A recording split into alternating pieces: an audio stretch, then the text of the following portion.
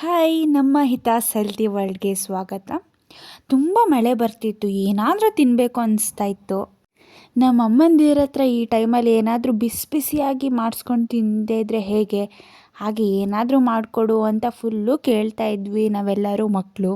ಆವಾಗ ನಮ್ಮಮ್ಮ ಪ್ರೀತಿಯಿಂದ ಕೇಳಿದ್ರು, ಸರಿ ಅಂತ ನಾವು ಸ್ವಲ್ಪ ಹೊತ್ತು ಯೋಚನೆ ಮಾಡಿದ್ವಿ.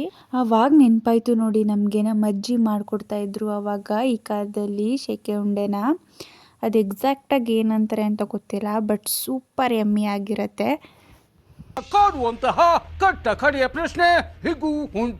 ಎಸ್, ಹೀಗೂ ಒಂದು ತಿಂಡಿ ಇದೆ, ಬನ್ನಿ ಅದನ್ನು ಹೇಗೆ ಮಾಡೋದು ಅಂತ ನೋಡೋಣ. ಅದಕ್ಕೆ ಫಸ್ಟ್ ಬೇಕಾಗಿರುವಂಥ ಹಸಿ ಹಲಸಂದೆ ಕಾಳು ನೋಡಿ, ಅದನ್ನು ಬಿಡಿಸ್ಕೊಂಡು ಚೆನ್ನಾಗಿ ತೊಳೆದು ಇಟ್ಕೊಂಡು ಈ ಥರ ಮಿಕ್ಸಿಗೆ ಹಾಕ್ಕೊಂಡು ರುಬ್ಕೋಬೇಕು.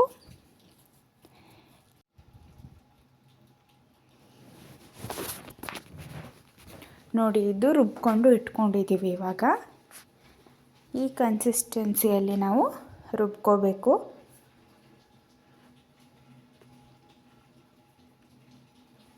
ಎಲ್ಲವನ್ನು ರುಬ್ಕೊಂಡಾದಮೇಲೆ ಇದಕ್ಕೆ ಸಣ್ಣ ಸಣ್ಣ ಹೆಚ್ಚಿಟ್ಕೊಂಡಿರುವಂತಹ ಈರುಳ್ಳಿನ ಹಾಕಬೇಕು.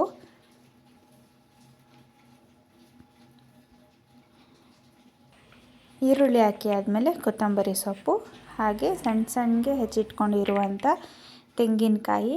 ಇದನ್ನು ತುರಿದು ಹಾಕ್ಕೊಬಾರ್ದು, ಈ ಥರನೇ ಹಚ್ಕೊಂಡು ಹಾಕ್ಕೋಬೇಕು. ಬಾಯಿಗೆ ಸಿಗಬೇಕು, ಇದು ಚೆನ್ನಾಗಿರುತ್ತೆ. ಅದಾದಮೇಲೆ ರುಚಿಗೆ ತಕ್ಕಷ್ಟು ಉಪ್ಪನ್ನು ಹಾಕಿ ಚೆನ್ನಾಗಿ ನಾವು ಕಲಿಸ್ಕೋಬೇಕು. ಕಲಿಸ್ತಾನೇ ಇರಿ ಚೆನ್ನಾಗಿ. 2000 years later.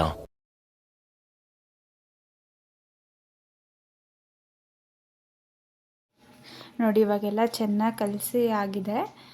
ಇವಾಗ ನಾವು ಇಡ್ಲಿ ಪಾತ್ರೆಗೆ ಸ್ವಲ್ಪ ಹೀಗೆ ಎಣ್ಣೆ ಹಾಕ್ಕೊಂಡು ಈ ಥರ ಚಿಕ್ಕ ಚಿಕ್ಕ ಉಂಡೆಗಳನ್ನಾಗಿ ಮಾಡಿಕೊಂಡು ನಾವು ಸ್ಟೀಮಲ್ಲಿ ಇದನ್ನು ಬೇಯಿಸ್ಕೋಬೇಕು. ಆಯಿಲಲ್ಲಿ ಇದನ್ನು ಫ್ರೈ ಮಾಡದೇ ಇರೋದ್ರಿಂದ ಇದು ಹೆಲ್ತಿಗೂ ಕೂಡ ಒಳ್ಳೆಯದು. ಸ್ಟೀಮ್ ಮಾಡ್ತಿದ್ದೀವಿ ಅಲ್ವಾ, ಸೊ ತುಂಬ ಒಳ್ಳೆಯದು. ಹಾಗೆ ಟೇಸ್ಟು ಸಹ ತುಂಬಾ ಚೆನ್ನಾಗಿರುತ್ತೆ. ಐ ಬೆಟ್ ಇದು ಯೂಟ್ಯೂಬಲ್ಲಿ ಯಾರೂ ಮಾಡಿ ತೋರಿಸಿಲ್ಲ ಅಂತ, ನಾವೇ ಮಾಡಿ ತೋರಿಸ್ತಾ ಇರೋದು. ಎಲ್ಲರೂ ಒಂದ್ಸಲ ಟ್ರೈ ಮಾಡಿ ನೋಡಿ. ಇದು ಇನ್ನೂ ಬೆಂದಿಲ್ಲ. ಇದು ನೋಡಿ, ಈ ಥರ ಕೈಗಂಟ್ತಾ ಇದ್ರೆ ಇದು ಬೆಂದಿಲ್ಲ ಅಂತ. ಒಂದು ಕಡ್ಡಿ ಅಥವಾ ಚಾಕುನ ನೀವು ಒಳಗಡೆ ಹಾಕಿ ನೋಡಬೇಕಾಗತ್ತೆ. ಇದಕ್ಕೆ ಬೆಸ್ಟ್ ಕಾಂಬಿನೇಷನ್ ಅಂದರೆ ಅಕ್ಕಿ ಪಾಯಸ. ಅದನ್ನು ಹೇಗೆ ಮಾಡೋದು ಅಂತ ನೋಡೋಣ. ನೋಡಿ, ಈ ಥರ ಅಕ್ಕಿನ ಹುರ್ಕೋತಾ ಇದ್ದೀವಿ. ಈ ಥರ ಬ್ರೌನ್ ಕಲರ್ ಆಗೋವರೆಗೂ ನಾವು ಹುರ್ಕೋಬೇಕು. ಪಾಯಸಕ್ಕೆ ಹಚ್ಕೊಂಡು ತಿಂತಾಯಿದ್ರೆ ಆಹಾ ಸೂಪರಾಗಿರುತ್ತೆ. ನಾವೆಲ್ಲರೂ ತುಂಬಾ ತಿಂದ್ವಿ, ಒಂದು 10 ತಿನ್ಬೋದು ಇದನ್ನು ಬೇಕಾದರೆ. ನೋಡಿ, ಹಾಕಿ ಸ್ವಲ್ಪ ನೀರನ್ನು ಹಾಕಿ ಇಡೋಣ ನಾವು. ಹುರ್ಕೊಂಡಾದಮೇಲೆ ಕೋಲ್ಡ್ ವಾಟರಲ್ಲಿ ಈ ಥರ ಸ್ವಲ್ಪ ಹೊತ್ತು ಇಡಬೇಕಾಗತ್ತೆ.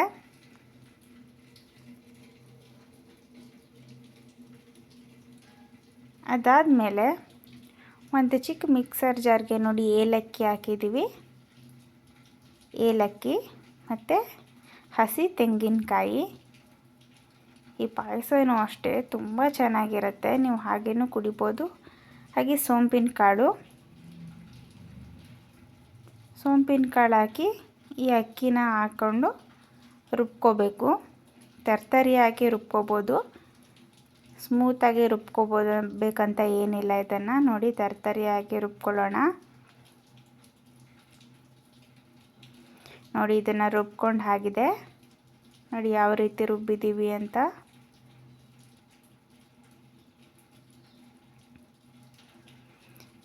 ಇದಾದಮೇಲೆ ಒಂದು ಪಾತ್ರೆಗೆ ಇದನ್ನು ಟ್ರಾನ್ಸ್ಫರ್ ಮಾಡ್ಕೊಳ್ಳೋಣ. ಬೇಕಾಗಿರೋ ಅಷ್ಟು ನೀರನ್ನು ಹಾಕಬೇಕು. ಅಕ್ಕಿ ಹಾಕಿದ್ದೀವಿ ಅಲ್ವಾ, ಸೊ ಗಟ್ಟಿ ಆಗುತ್ತೆ. ನೀವು ಯಾವ ಕನ್ಸಿಸ್ಟೆನ್ಸಿಗೆ ಬೇಕೋ ಅಷ್ಟು ನೀರು ಹಾಕ್ಕೋಬೇಕು. ಹಾಗೆ ಈ ಥರ ಬಿಡದೆ ನೀವು ಕೈ ಆಡಿಸ್ತಾನೆ ಇರಬೇಕಾಗತ್ತೆ. ಬಿಕಾಸ್ ಅಕ್ಕಿ ಮತ್ತು ತೆಂಗಿನಕಾಯಿ ಹಾಕಿರೋದ್ರಿಂದ ತಳ ಹಿಡಿಯೋ ಸಾಧ್ಯತೆ ಇರುತ್ತೆ. ಹಾಗೆ ಇಲ್ಲಿ ಶಾವಿಗೆನೂ ನಾವು ಹಾಕ್ಕೊಂಡಿದ್ದೀವಿ, ಶಾವಿಗೆನೂ ಹಾಕ್ಕೋಬೇಕು, ಚೆನ್ನಾಗಿರುತ್ತೆ ಟೇಸ್ಟು. ನೋಡಿ, ಎಲ್ಲವನ್ನು ಹಾಕಿ ಚೆನ್ನಾಗಿ ಈ ಥರ ಮಿಕ್ಸ್ ಮಾಡ್ತಾನೇ ಇರಬೇಕು ನೀವು. ಹಾಗೆ ಬಿಡಬಾರ್ದು, ಹಾಗೆ ಬಿಟ್ಟರೆ ಸ್ವಲ್ಪ ಗಟ್ಟಿಯಾಗಿ ಇದು ಕೆಳಗಡೆ ಕಪ್ಪಾಗ್ಬಿಡುತ್ತೆ.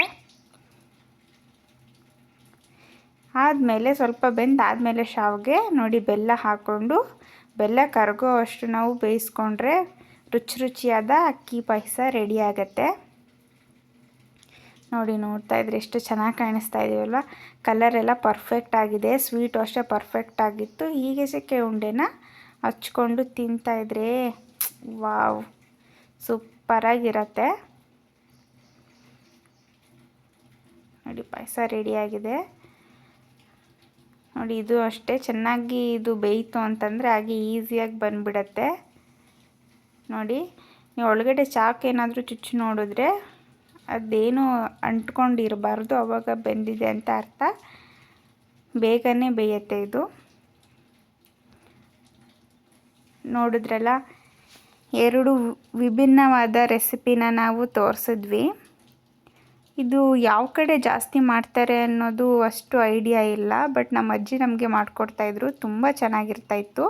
ನೀವು ಎಲ್ಲರೂ ಒಂದ್ಸಲಿ ಮಾಡ್ಕೊತೀನಿ ಅಂತ ಹೇಳ್ತಾ ಈ ವಿಡಿಯೋನ ಇಲ್ಲಿಗೆ ಮುಗಿಸೋಣ. Love you all, bye bye.